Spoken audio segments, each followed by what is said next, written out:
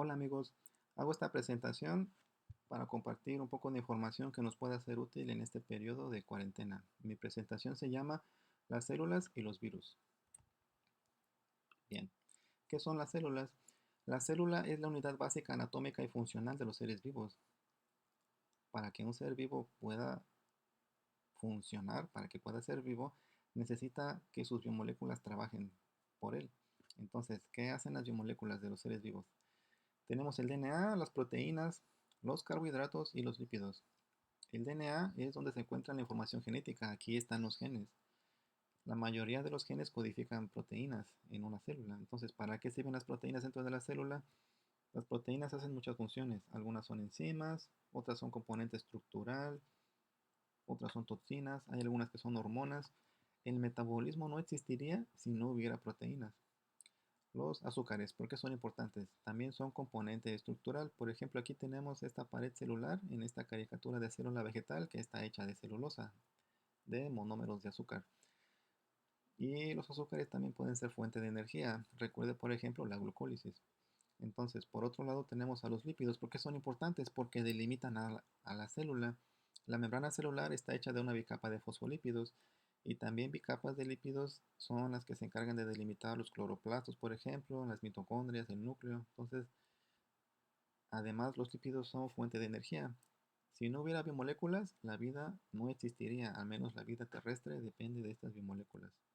Bien, ahora, en en el mundo celular, los seres vivos se clasifican en procariotas y eucariotas. Los eucariotas son aquellas células que tienen un núcleo y en el núcleo está su material genético y los procariotas no tienen núcleo. Esa es la diferencia fundamental para clasificarlos como uno u otro tipo. Y otra diferencia importante es que los procariotas o las bacterias tienen un tamaño que va de 1 a 10 micrómetros de longitud, mientras que los eucariotas pueden ir de 10 a 100 micrómetros de longitud. Y en esta caricatura podemos ver esa diferencia en el tamaño. Entonces todas las bacterias son de ese tamaño y los eucariotas, que son todos los demás, las plantas, los hongos, los protistas, todos los demás que no sean bacterias son eucariotas y tienen un tamaño diferente. Esta caricatura la ponemos además para que veamos que el tamaño de los virus es muy pequeño en comparación con una célula bacteriana. Y hay virus que infectan bacterias y hay virus que infectan a células eucariotas. Ahora bien, dijimos que el DNA contiene la información genética. Para que esta información se exprese, un segmento de DNA debe ser copiado de una molécula de RNA mensajero que debe ser traducido en proteínas. Así es como fluye la información en los eucariotas, porque tienen núcleo. Es un poco tardado el proceso porque el RNA tiene que salir de aquí al citoplasma y en las bacterias la expresión es más rápida porque no tienen núcleo que restrinja ese paso. Bien, ¿por qué mencionamos esto? Porque el conocimiento de cómo fluye la información genética vino de virus que infectan bacterias. Entonces los virus no son tan malos como estamos pensando ahorita la mayoría de nosotros. Los virus son entidades que existen en todo el mundo. De hecho, hay quienes dicen que hay más partículas de virus que de células en el mundo. ¿Por qué? Porque cuando una célula es infectada por un virus, libera muchos, ya que muere, no solamente uno. Entonces, esta es una razón para pensar que hay más virus en el mundo que células. Bien, los que saben, sin embargo, dicen que lo que nosotros vemos en las caricaturas como esta no se llama virus, sino virión. El virus es su forma activa cuando está sintetizando partículas de sí mismo. Es una distinción que los que estudian virología hacen. Pero en los medios de comunicación en general esto no es importante y hablamos de los virus así en general. Bien, este tipo de virus, los bacteriófagos que tienen estas fórmulas, estas formas muy interesantes, solo son una cubierta de proteína y ácido nucleico, pero hay virus más complicados. Esta es una tableta que muestra diferentes tipos de virus que existen, clasificados por familias, y las diferencias para clasificarlos en uno u otro tipo es si su material genético para empezar es de DNA o es de RNA, más otras diferencias que no vamos a mencionar aquí. Bien, algunos de esos tal vez les sean conocidos. Aquí tenemos un adenovirus, un virus de papiloma, un herpes virus, y aquí está el coronavirus. Entonces, ¿qué define un coronavirus? Ahorita lo vamos a ver. Esta segunda parte de la imagen, si le quieren dar pausa y verla detenidamente, simplemente nos sirve para indicar que todo grupo de ser vivo que se les ocurra pensar es infectado por uno u otro tipo de virus. No hay especie que se salve de los virus. Los virus siempre han vivido con nosotros. pero ahora estamos enfrentando uno nuevo y por eso estamos en alerta. Ujú. ¿Qué es un coronavirus? Es un virus de RNA que infecta mamíferos y aves. ¿Por qué son importantes? Porque causan enfermedades respiratorias y gastrointestinales que se pueden complicar, como en neumonía. Y los coronavirus tienen más RNA que otros virus, por eso son importantes. Y a diferencia de los fagos, si pueden ver aquí la estructura de este virus, no solamente tiene proteínas, sino que también tiene una envoltura tipo membrana, también tiene glicoproteínas. Aquí está una capa de lípidos, por eso nos sirve lavarnos las manos, porque le quitamos esta cubierta al coronavirus y así ya no nos puede infectar. ¿Por qué se llama coronavirus? Porque cuando se ve en microscopía electrónica, parecieran que los virus tienen unos puntitos, que son estas proteínas spike o espinas, y eso les da una apariencia de corona.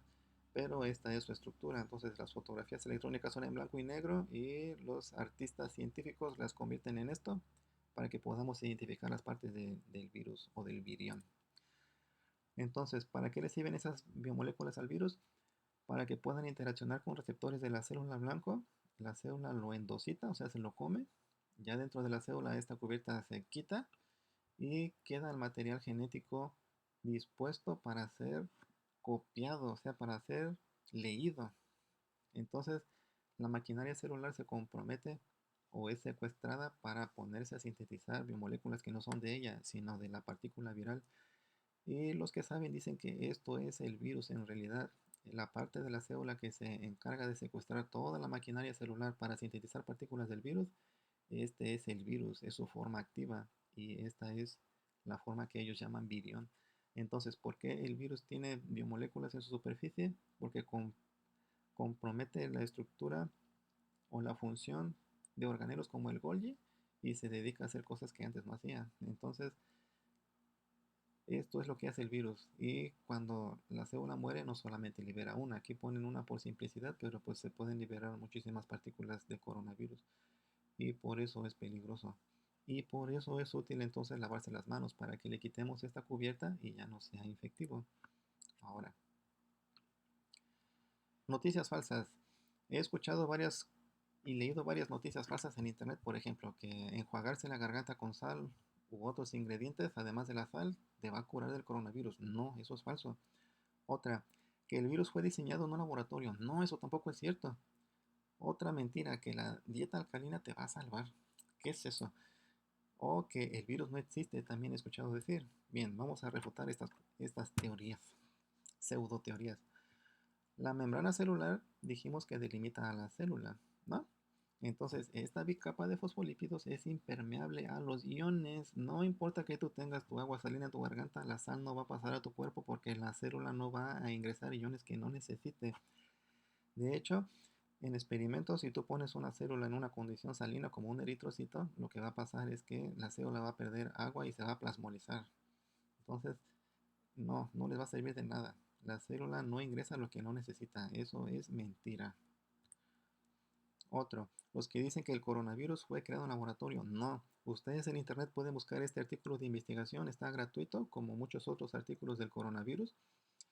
Y van a ver que ya se conoce su secuencia de genes y si el coronavirus hubiera sido creado en laboratorio, cuando se secuenció el genoma de este virus, se hubieran dado cuenta los investigadores que sus genes eran de otra especie y que alguien se las puso al coronavirus, pero no, son virus, son genes de coronavirus que tienen sus peculiaridades, pero no son de otros seres vivos, no fue creado, fue producto de la selección natural y ya se sabe qué proteínas codifican estos genes, entonces no se inventó en laboratorio.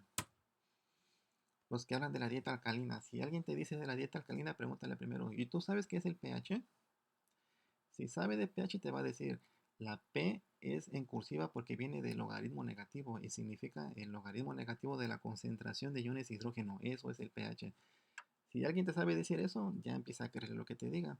Pero si te empiezan a decir que toma cosas alcalinas porque vas a alcalinizar tu cuerpo, eso no es cierto. Busca en un libro de química y vas a ver que el pH del cuerpo humano está alrededor de 7.4, particularmente para la sangre, ¿no? 7.4. Entonces, si bien puedes tomarte un vasito con limón, tu cuerpo va a siempre llevar las sustancias que te ingieras a pH neutral. No alcalinizas tu cuerpo. Nadie vive en pH alcalino a menos que sea una bacteria extremófila que vive en pH mayor que 9. Entonces, eso no sé quién lo inventó, es una estupidez, eso no es cierto. Y los que dicen que el virus no existe, bien, si después de todo lo que hemos dicho en esta presentación todavía no crees en el virus, no te preocupes porque él sí va a creer en ti cuando te encuentre. Y como dijo un científico famoso, lo valioso de la ciencia es que los hechos son reales, creas en ellos o no. Entonces, amigos, hay que estar muy alertas, no creen noticias falsas. Si quieren información verídica, vayan a las fuentes primarias, o sea, libros y artículos especializados. Y por favor, cuídense mucho en esta cuarentena, porque tenemos que volver a nuestras actividades en el futuro y hay que aprovechar también nuestro tiempo. Les mando un abrazo y que estén muy bien.